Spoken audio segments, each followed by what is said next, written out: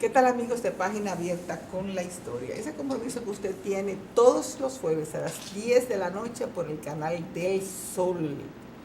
Y que si es madrugador y se acuesta temprano, tiene la oportunidad los viernes a las 8 de la mañana de vernos, porque hay una retransmisión. Ese programa de historia que complementa todas las informaciones que a usted le interesa, pero que quizás dedicado a otra actividad no tiene tiempo de investigar, o porque no, si usted es un historiador, quiere ver qué puntos de vista nosotros tenemos y compartirlos y o en su defecto refutarlos, Sí, porque eso podría sí, ser. no, pues sí. Y eso es lo No, interesante, que antes de tú saludos, realmente saludo a nuestros televidentes, nuestro público querido, apreciado, que nos ve cada semana y que a usted y a mí, pues, nos saludan, nos ¿eh? saludan y nos Tú sabes felicitan, que nos cuando tú tienes instan a continuar exacto. produciendo Página Abierta con la Historia.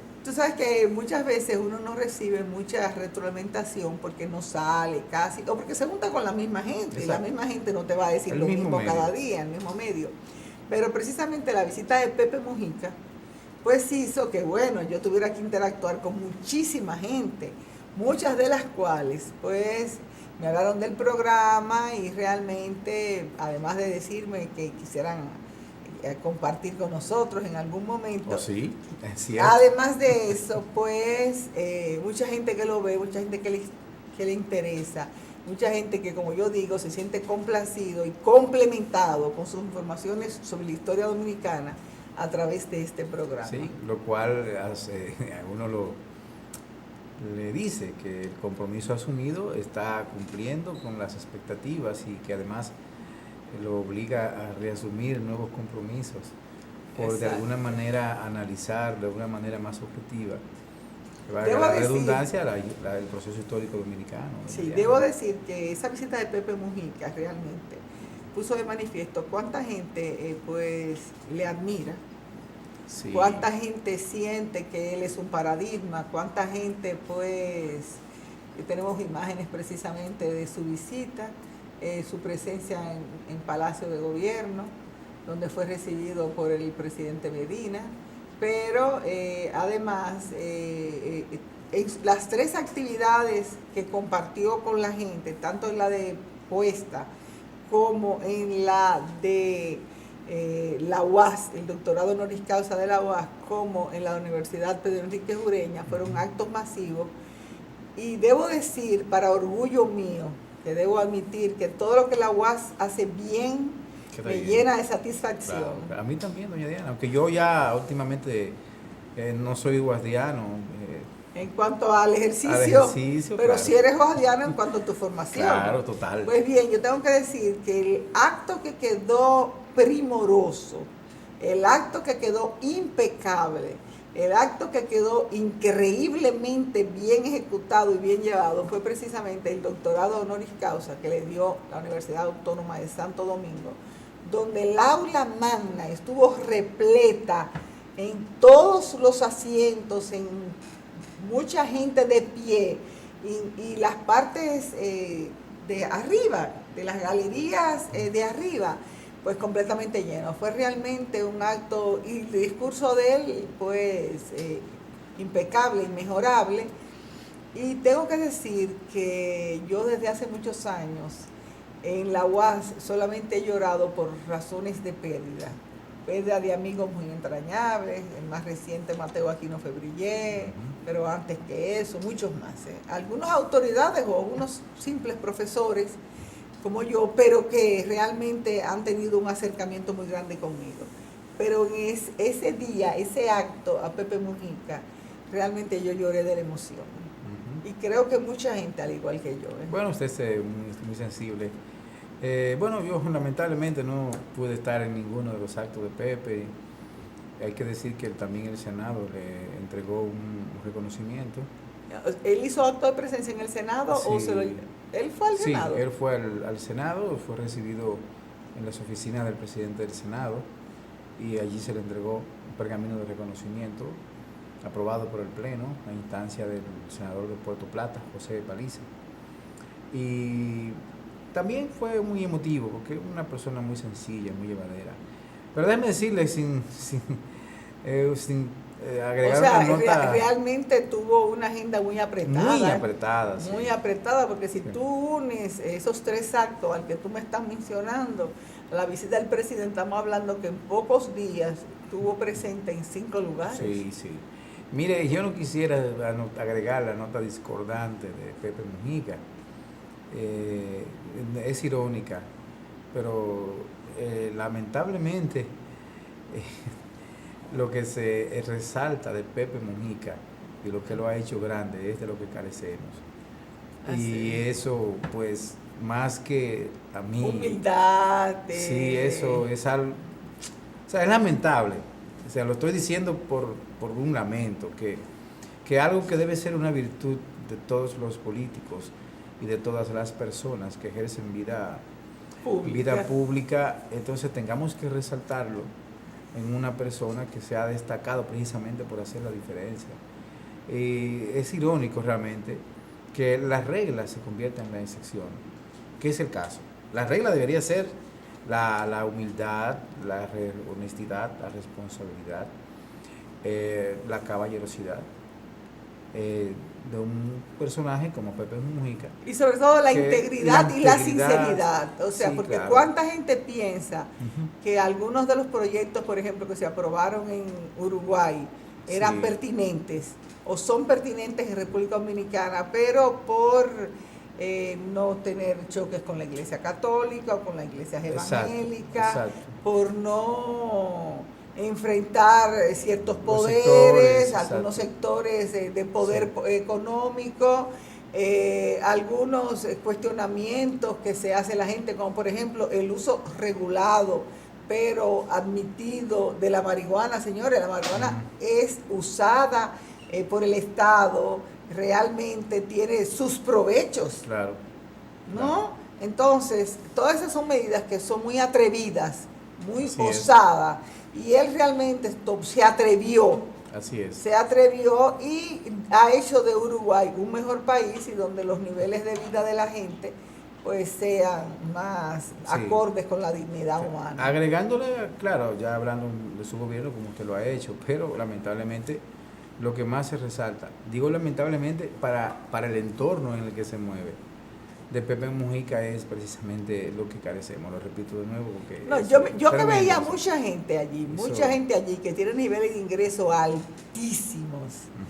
Y yo me pregunto, y que incluso tienen varios niveles de ingreso, porque yo misma conozco varias personas que tienen pensiones realmente muy sustanciosas, de más de una y de 2 y hasta 3 instituciones, y que están trabajando, o sea que tienen el trabajo, 3 pensiones, y estaban allí aplaudiendo a Pepe Mujica, muy, y yo me decía, bueno, pero ¿están ellos asimilando este discurso? No.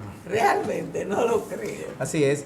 Pero bueno, doña Diana, en estos días también, yo le dije la semana pasada que le iba a traer a nuestro público para que por lo menos lo viera, ojalá y puedan encontrarlo por ahí, este libro de Bernardo Vega, Me lo contó el Osama, que es una edición muy bonita, muy interesante, que aquí mi amigo David me va a enfocar ahora para que nuestro público más o menos lo vea, por lo menos en portada, y David me va a dejar ahí mismo la cámara sin moverla.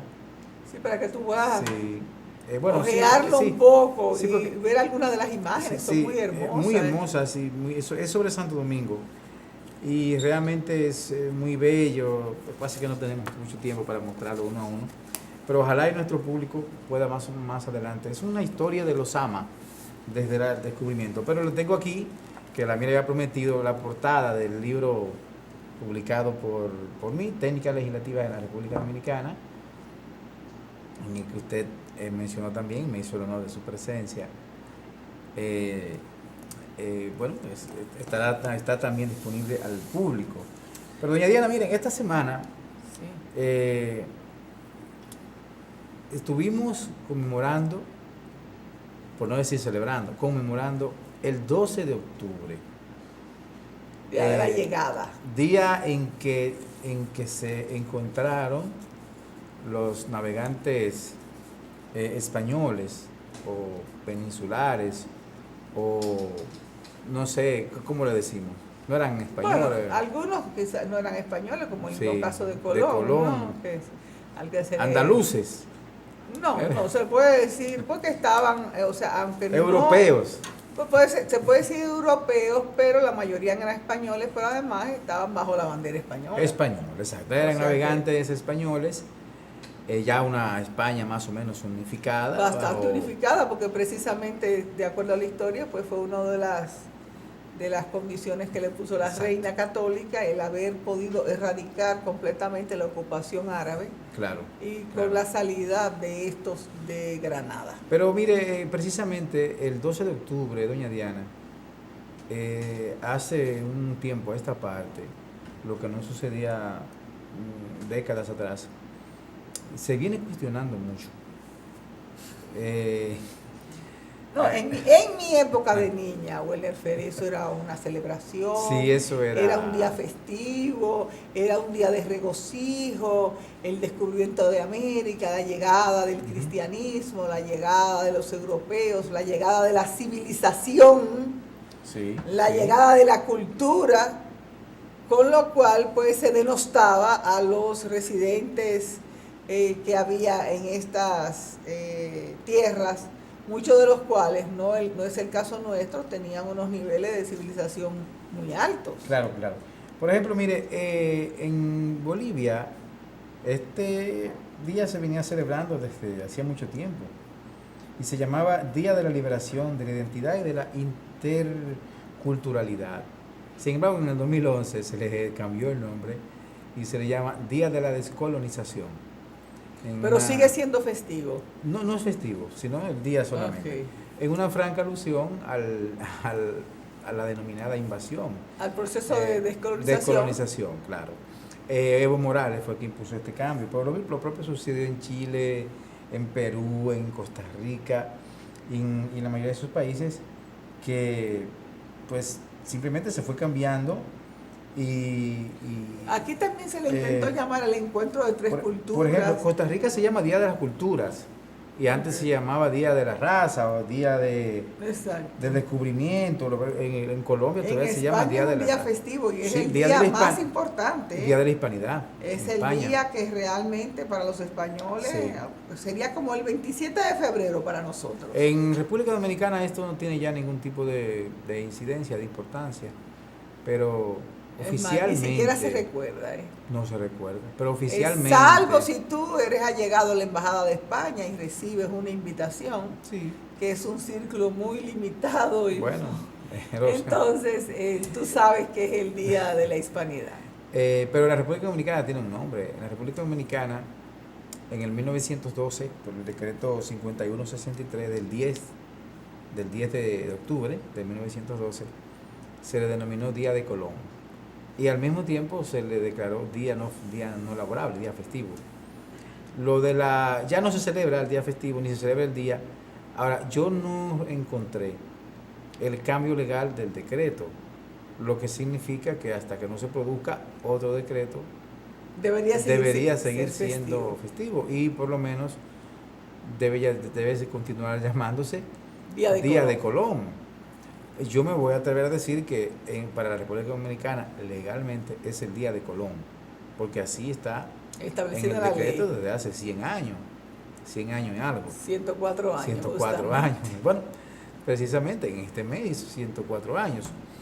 Y bueno, pero es un día interesante. Yo le haré una breve reflexión que yo considero que más allá de verlo como ese día en el que hubo un choque de cultura de dos mundos y que se inició el proceso de desaparición, de eliminación, de decisión de una raza y de una cultura como la cultura indígena, posteriormente la cultura taína, eran los arahuacos que vivían en lo que hoy es las Bahamas, que era denominada Guanajaní y pues bautizada como San Salvador.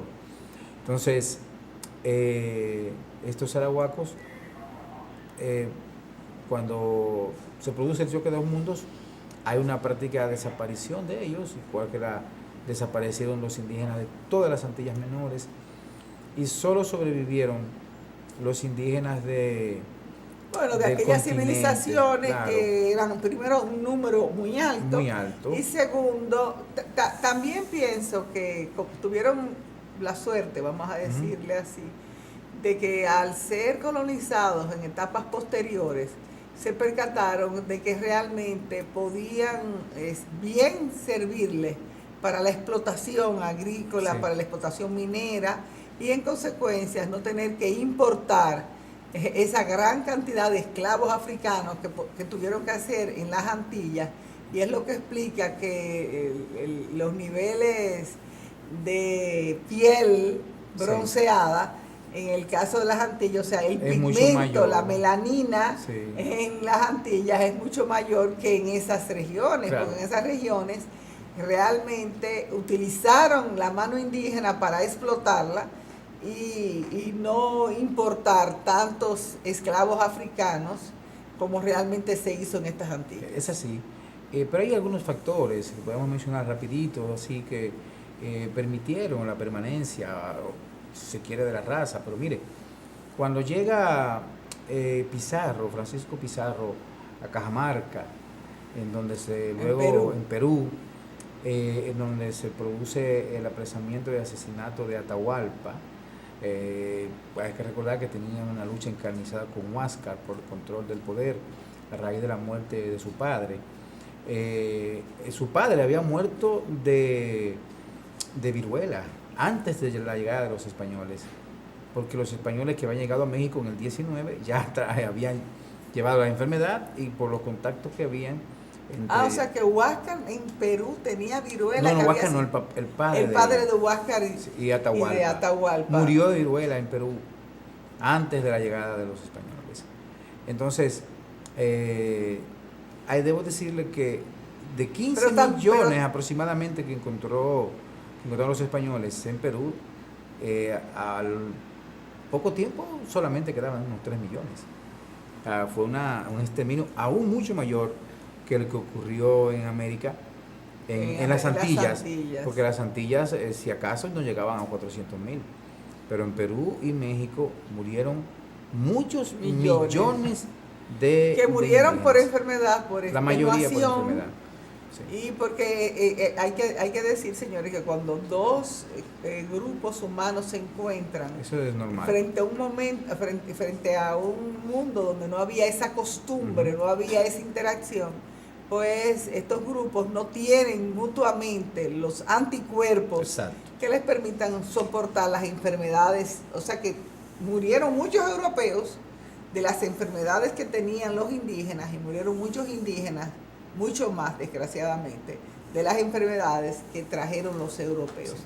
Wellner, tenemos que ir a un corte, pero mantenga su sintonía, porque nosotros tenemos un compromiso con ustedes, y es seguir hablando de esa etapa histórica tan importante que es la comprendida entre el 26 de julio de 1899 y el 16 de agosto de 1930, con la toma del poder del dictador Rafael Leónidas Trujillo.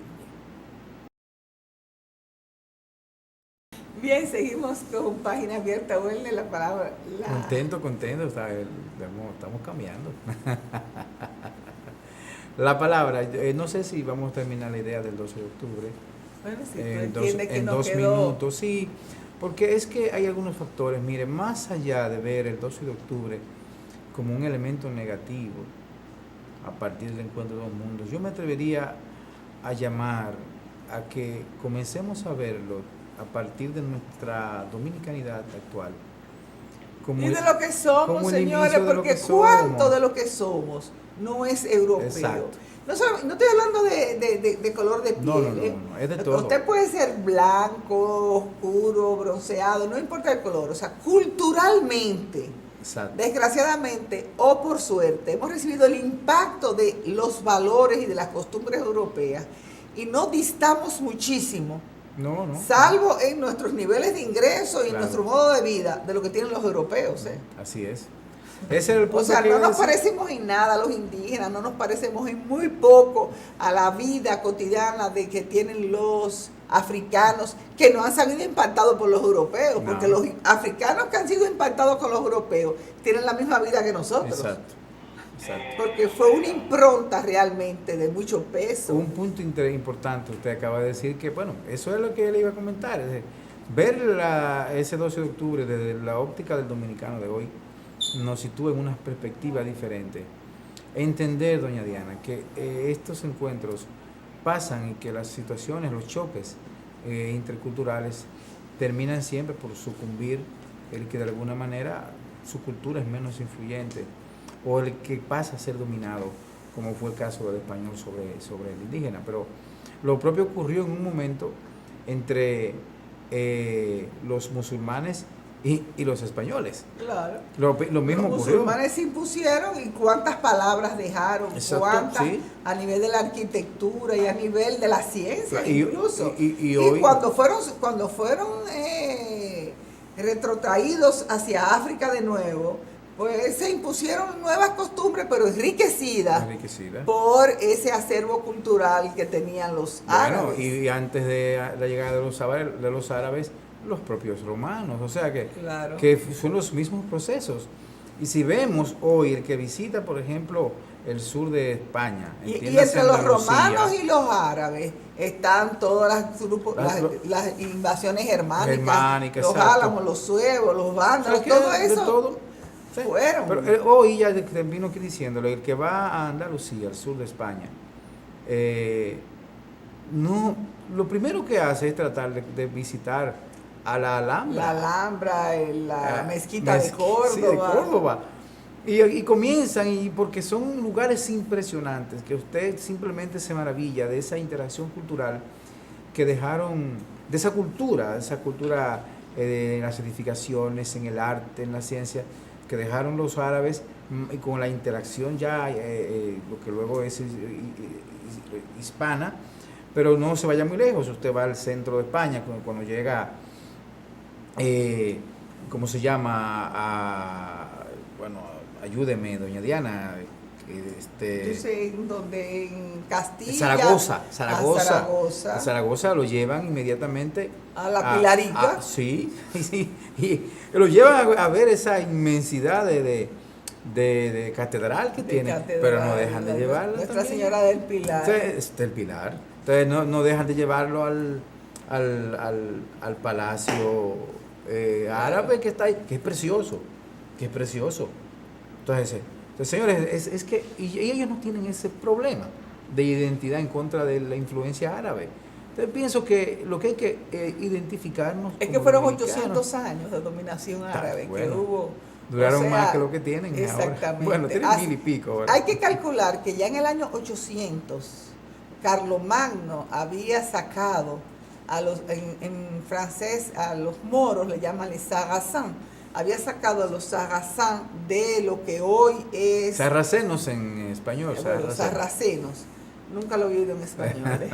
Pues bien, los había sacado de lo que hoy es Francia. Ah, sí, así es. O sea, ya en el 800. Miren, nos fuimos para los Europa a hablar de 800. historia. Nosotros estamos como muy Sin universales, embargo, doña Diana. Sin embargo, no sería hasta el año 1492 que los reductos de Granada salen. O sea que Tienen menos. fueron 600 y tantos años después que los árabes salieron de España que los... 700 y pico, doña Diana. Porque yo digo con los de Francia, con Ok. respecto a Francia. Tienen menos de no ser dominados que lo que duraron siendo Claro. dominados. Eso es la misma Nada situación. más de 500 y tantos años. Claro, que- es la misma situación. Por eso yo reflexiono en torno a que, bueno, vamos a ver el 12 de octubre como un día en que el proceso de dominicanización o la dominicanidad comenzó a construirse con ese descubrimiento. Luego ya al día 5 de diciembre ya nuestra isla pasa a ser un punto más en el mapa mundial conocido en la época. Vamos a decirlo así. Bueno, señores, pero vamos a... cierto. O sea, los temas son tan variados. Ay, sí, demasiado. Que hace que uno realmente pierda la perspectiva. Sí. Así Pero que no, vamos arriba. Arriba, vamos claro. al tema. Ah, mire, en el programa anterior nosotros abordamos la problemática que se suscitó después del asesinato, después de la muerte de Lili. Hay casi no la llama magnicidio, no lo utiliza mucho esas palabras. ¿No te gusta? No, porque eso es como adjetivizar una sí, situación. Es como hay muchas personas que no le gusta que uno le llame el tiranicidio. No sé, ni tampoco el ajusticiamiento. A mí no me gusta. El ajusticiamiento de Trujillo. O sea, que hicieron justicia con sus exacto. manos. Entonces, yo preferiría decirle la muerte, que así es muy genérico, porque ciertamente se murió. Claro. Que lo mataron, como sea, pero murió. Además. Y legalmente fue un homicidio. Claro. Legalmente fue un homicidio. Vamos a ponerlos en esa legalmente. Pero pues hay unas justificaciones allá que de alguna manera los liberan. Ya no solamente los liberan de culpa, sino que fueron catapultados y elevados a categoría de héroes. Y no solamente eso, sino que el mismo pueblo luego le otorgó el favor del voto a ambos. Claro. A los dos más connotados, tanto a Horacio Vázquez como a Ramón Cáceres. Así es. Entonces, ya estos primeros años, nosotros habíamos señalado que fueron estos primeros 6 años del siglo XX, fueron unos años cargados de problemas. Nosotros habíamos señalado que unos 7 u 8 gobiernos se sucedieron en 6 años. Y todos prácticamente surgieron, no todos, la mayoría surgieron del fuego del cañón, de las armas. Y esas armas pues llevaban al pueblo dominicano inestabilidad, desasosiego y subdesarrollo. Estábamos subdesarrollados, pero estábamos todavía mucho más, porque afectaba la economía, afectaba la producción y afectaba todo lo demás. Bien, en el aspecto político estábamos viviendo en ese escenario. Muerte de Liz, Wenceslao Figuereo, Jiménez, que es el vicepresidente. Que es el vicepresidente, luego le sigue Horacio Vázquez, que duró muy poco, Jiménez, Juan Isidro Jiménez, no Grullón, sino el padre, Juan Isidro Jiménez, luego le sigue otra vez Alejandro Bossi Gil, luego le sigue Horacio Vázquez de nuevo, luego son Morales. periodos muy convulsos, porque él está hablando convulsos. De nuevo, señores, pero todo eso pasa antes del año 1905. Claro. O sea que él está hablando primero luego lo pasa, pero en menos de 6 años, ya tú has mencionado 8 cambios de gobierno, algunos repetidos, pero 8 cambios de gobierno. Y pequeñitos, muy cortitos. Entonces, todos, como les decía, salieron de las luchas intestinas, luchas internas, que tenían como escenario principal el Cibao Central y la línea noroeste. Entiéndase La Vega, Moca, la zona de Santiago, y la línea noroeste, Montecristi, Sabaneta, y esas zonas de la línea. De hecho, para 1905, después de que se es elegido Moncáceres, inmediatamente inicia la guerra. Moncáceres inteligentemente deja dirigiendo el poder a los seguidores de Horacio Vázquez, pero en la línea noroeste estaba alzado en armas Desiderio Arias, alzado en armas.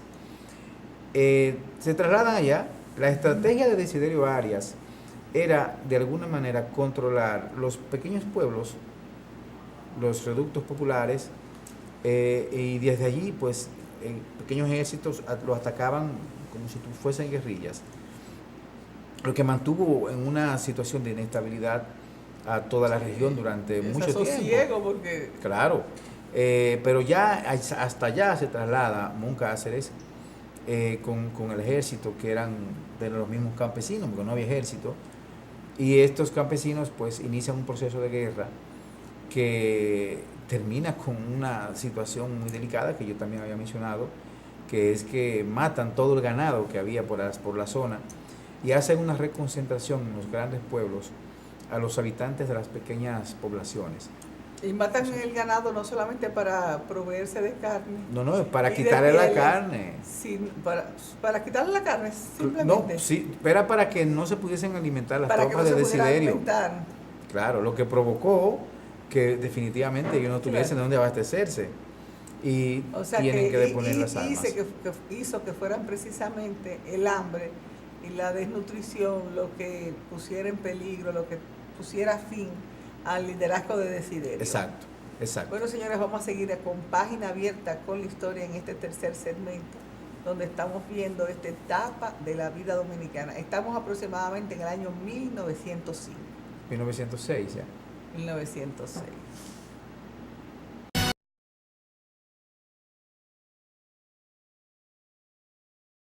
Ya. Bien, por favor, seguimos. Sí, así es. Me escucharon por ahí con los días modernos. Mire, ya entonces es indudable que este proceso que ocurrió en la línea noroeste consolida el poder y el dominio de Horacio de Moncáceres al frente del gobierno y de alguna manera inicia una etapa de unos 5 años. Pero Desiderio murió como en el 20. Con el 32 por ahí. ¿Sabes por qué lo sé? Porque mi abuela le puso luto a todas sus hijas por la muerte de Desiderio. Por la muerte de Desiderio. Y mi mamá conservó, y yo se lo regalé a Miguel precisamente, los recordatorios de la misa de 9 días que se le hizo a Desiderio en la Catedral de Santiago. Ajá. Vaya, lo que pasa es que Desiderio Arias era un líder regional, al igual que Horacio Vázquez, eran líderes regionales. Ya después de Trujillo, que la hegemonía baja, entonces ahí ya cada cosa cambió, pero indudablemente eran líderes regionales. Entonces, mire, doña Diana, ya con Desiderio, con la línea de noroeste pacificada, asistimos a una situación que se da que es interesante, y es que ellos se dedican a consolidarse en el poder, como yo explicaba, y lo hacen bajo criterios, si se quiere, un poquito diferente a los de Lilis, o siguiendo los modelos de Lilis. ¿En qué sentido? Ellos se sostienen también en empréstitos, pero de una manera diferente. O sea, ellos logran nuevos préstamos, pero más blandos, firman la Convención Dominico-Americana de 1907, claro. Más o menos, que es la que pasa a las aduanas dominicanas a poder norteamericano para ellos resarcirse del gran endeudamiento. Sí, pero un 60% para los dominicanos, por lo menos. Sí, una parte, pero con bajo manejo y criterio de ellos. De ellos, sí. Pero eso, con lo cual la soberanía dominicana estaba completamente colapsada.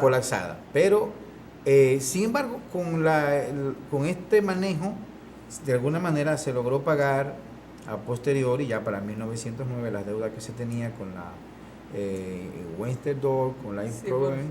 No, lo que pasa es que la Western Door había comprado la deuda de Santo Domingo Improvement como una manera de que el endeudamiento que nosotros tuviéramos no estuviera con Europa, no estuviera con Gran Bretaña, sino con Estados Unidos. Entonces y se logró pagar ese segmento, ya se fue pagando, y por lo tanto el Estado dominicano ya podía tener un poquito más de holgura. Y esto permitió que hubiese un cambio. Y fue, por ejemplo, se comenzó a impulsar las obras públicas. El ferrocarril, que había experimentado muchos cambios porque la situación de guerra no había permitido ciertas transformaciones, fue ampliado en un ramal hacia Moca, lo que permitió salir la salida de productos de Moca hacia Santiago y hacia Puerto Plata, y también hacia el puerto de Sánchez. Al mismo tiempo se hicieron obras públicas alrededor de Santo Domingo, la carretera Santo Domingo-Santiago, muy importante porque el camino Santo Domingo-Santiago era muy difícil, intransitable, recorriéndolo por lugares inhóspitos, lo que es hoy, doña Diana, Sillón de la Viuda y todas esas zonas. Pero también hacia el sur se hizo la carretera Santo Domingo-San Cristóbal, ya se llegó a llegar a San Cristóbal, y se hizo también una carretera Santo Domingo-Los Alcarrizos. O sea, se avanzó bastante en cuanto a las obras públicas en este momento, lo cual significaba una movilidad interna importante, una salida de productos también variada, que a la postre benefició. También aquí Hay se que dieron recordar otros que en factores. esa época, señor, éramos, sobre todo en el Cibao, eran grandes productores de tabaco. Sí, eso iba a decirle ahora, que precisamente la economía dominicana, que ya venía en un proceso de colapsamiento con la baja del azúcar desde la década del 1880, en esta etapa, sin embargo, tuvo cierta estabilidad porque los precios del azúcar también aumentaron un poquito, pero resurge el tabaco, resurge el cacao y también el café, aunque el café era el de los productos el que menos tenía incidencia económica. Sin embargo, ya para esta etapa se vislumbraba su expansión positiva, principalmente a partir de las transformaciones de su producción, la introducción de despulpadoras, la preocupación por la calidad del grano y otros elementos que a la postre pues convirtieron al café en uno de los principales productos de la década de 1920. Y paradójicamente hoy gran parte de ese café que consumimos, señores, es importado. Es importado. Sin embargo, en esa época el café... O sea, éramos exportadores de café y hoy somos grandes importadores porque solamente una proporción muy limitada del café que se consume en República Dominicana es dominicano. Y mire qué punto importante que le quería decir aquí, que son de los fenómenos que a veces no estudiamos. Mire, la baja del azúcar durante esta etapa impulsó el cierre de ingenios y también reducción de mano de obra. Esto, hablo de la etapa de 1886 a 1900 y tantos, esto provocó que muchos campesinos que trabajaban como empleados de los ingenios simplemente volvieran al campo a trabajar la tierra. A otros rubros. Y entonces muchos se dedicaron, por ejemplo, al cultivo del cacao, o a producción de café en pequeña escala. El tabaco no, porque el tabaco era como un producto más de élite, de más de hacendados, de personas que tenían mayor experiencia y no eran necesariamente empleados, o sea, no tenía la misma connotación. Los productores de tabaco del Cibao, y de allí su diferencia, eran, si se quiere, socialmente diferentes al resto de los productores. Ahora, la debacle económica, o sea, todo lo que provocaban las guerras, yo le había mencionado que hacía que los campesinos se insertaran. Hay que ver algo. Durante esta etapa, los pueblos tuvieron la mayoría una baja en su situación urbana. Por ejemplo, Santo Domingo experimentó, diríamos... ¿Un decrecimiento? No, hablo de condiciones urbanas. Okay. Porque, o sea, la ciudad se arrabalizó un poco. Exacto, porque no habían esas condiciones de vida y por lo tanto muchos edificios se fueron cayendo. O sea, los edificios, sí, señores, hay que permanentemente invertirle para que se mantengan. Claro. Entonces, si no había flujo económico, pues entonces los edificios se iban deteriorando y colapsando. Lo propio ocurrió con Barahona, que desapareció prácticamente los faroles, que la el alumbramiento público. Mucha gente se mudó del campo a la ciudad. Una de las pocas ciudades que no recibió ese impacto directo de este fenómeno precisamente por su dinámica fue Santiago, que mantuvo su crecimiento y prácticamente, y Santiago y Puerto Plata y Montecristi. Y se sumó a ellos también muy ligadas, ¿no? Y San Pedro, que concentraba el 63% de la producción de azúcar de caña, con la presencia de 7 también ingenios. La Romana, ¿no? No, ahí iba. La Romana comenzó su crecimiento a partir de 1910. Sí, yo sé que en esa época comienza La Romana a promoverse. Con la instalación de la... tienen muchos puertorriqueños, ¿eh? Claro, porque ahí iba a hablar. Durante esta etapa, al mismo tiempo que crecías las producciones agrícolas, también fueron atrayendo inversionistas extranjeros. Y también una importante migración española, básicamente con ciertos recursos, y también árabes. Muchos de los cuales... Cuando tú dices árabe, tú estás hablando de sirio-libanés. Sí, de sirio-libanés. Muchos de los cuales se fueron a Santiago, otros a la zona noreste, pero muchos se fueron hacia el sur. En Barahona se asentaron muchos. En Barahona hay muchos. En Cabral. Los Azuri. Sí, y españoles. Los Curi. Los en Curi. Barahona, los fueron en Azuri. esta etapa. Entonces, el café que se sembraba en Polo, en Las Lomas, en Enriquillo, recibió un impulso por la llegada de muchos de estos productores. Pero también habían farmacéuticos, habían panaderos, o sea, artesanos. O sea, era una gama de extranjeros que llega al país y que contribuyen a impulsar y transformar la vida urbana y también la vida social de los pueblos, porque no solamente el problema político, es que hay que ver cómo en esta etapa, entre 1905 y 1911, el país comienza a ir como una especie de lavadita de cara y ya comienzan a visualizarse cambios. Por ejemplo, mire, el puerto de Barahona se apertura en el 1909, que fue sumamente importante para la salida de los productos. Y, por ejemplo, se dinamiza la exportación de plátanos y de guineo hacia las Antillas Menores y hacia Miami por la apertura del puerto. Dinámica económica que antes se hacía por el puerto Alejandro, que era un puerto un poco más incómodo, pero ya que con la apertura del puerto de Barahona hay una expansión. Y le digo que ese puerto de Barahona comenzó a construirse en el 1913. 13. Pero por todas las guerras y la inestabilidad, la Habanero Lumber, que fue quien se encargó de construirlo, no pudo terminarlo, sino en el 9, cuando haya una cierta estabilidad económica en el territorio. Pero quiere decir que la vida social también se transforma porque hay una cierta... Claro, cuando hay liquidez, todo cambia. La gente participa. Pero miren la etapa que estamos. Compra, esas compras Claro. Dinamizan, están los comerciantes que se aprovechan, todo el mundo.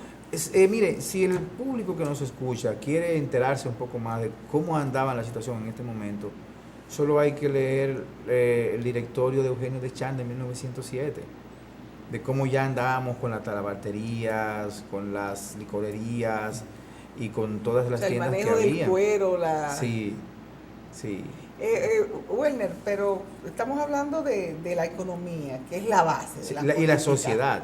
Y la sociedad, pero estamos dejando un poco de lado, yo diría, para terminar esta etapa, con lo político propiamente dicho, porque si bien es cierto que a nivel económico estamos teniendo esta holgura, a nivel político sigue habiendo una cierta inestabilidad, sobre todo porque en esta época se produce un nuevo magnicidio y es la muerte de... No, pero no ha llegado, espérese. Precisamente,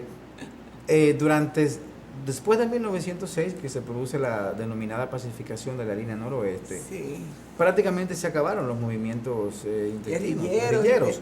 En Barahona, durante esta etapa, después de lo que sucedió en Montecristi, todavía había algunos focos, pero luego se tranquilizaron y comienza a transformarse la sociedad. Yo le menciono Barahona porque paradójicamente Barahona fue uno de los focos también. Barahona, San Francisco, Moca y la línea noroeste fueron de los lugares en donde se escenificaban estos movimientos. Entonces, mire cómo durante estos 5 años hay todo prácticamente, no es que había una holgura, pero Federico Velázquez y administrativamente transformó la economía dominicana en este momento, a partir de los buenos manejos, de las inversiones y sobre todo del incentivo a la llegada a la producción agrícola. Hay un factor muy importante que fue lo que produjo todo esto, doña Diana, que fue la ley de franquicias agrarias de 1911, que ya venía fraguándose desde antes. La ley de franquicia... Era un estímulo a la producción agropecuaria. Sí, a la producción agropecuaria.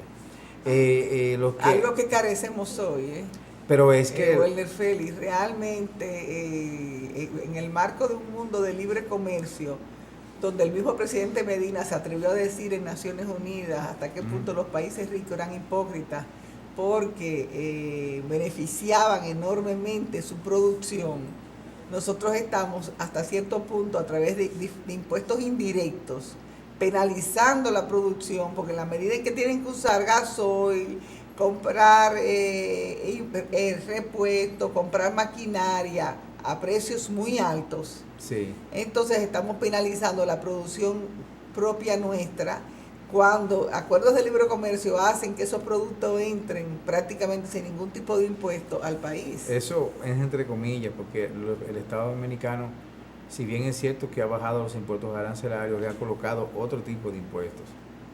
Antes usted no pagaba derecho de primera placa, hoy el derecho de primera placa sustituyó el impuesto arancelario. Aduanero. Por ejemplo, en el caso de un yo vehículo. Lo sé, por eso en el ha caso jugado, de un vehículo. Ha jugado mucho. No, yo no estoy hablando de las recaudaciones del Estado, okay, sino de cómo el productor criollo está en una desventaja comparativa enorme con respecto al productor extranjero, por ejemplo, con esos productos que hay en el país. Pero bueno, yo creo que desgraciadamente vamos a tener que seguir abordando este tema. Yo quisiera que el director me dé 25 segundos para terminar esta idea. Con el asunto de la franquicia agraria se da un tema importante, y es que traían de la mano que el que la declaraba como franquicia tenía todo tipo de beneficios y era exento de impuestos, pero trajo un problema. ¿Cuál? Que se podía expandir, y como aquí había un problema con los terrenos comuneros, lo que se realizó prácticamente fue un despojo a la tierra campesina. Y cerramos esta etapa diciéndole que el magnicidio, la muerte, el asesinato de Moncáceres abrió de nuevo las puertas de la desestabilización que culminó con la ocupación militar norteamericana de 1916. Ahí lo dejamos para ya en el próximo programa analizar esta segunda parte de la etapa. Yo te reto a que en el próximo programa pues comiences el mismo justamente en esa etapa previa a la muerte de Moncáceres, al asesinato, al magnicidio, como usted le quiera llamar, de Moncáceres, qué realmente lo produce, quiénes intervienen, por qué se produce el mismo, y además cómo fue la transición luego hacia nuevos gobiernos. Exacto.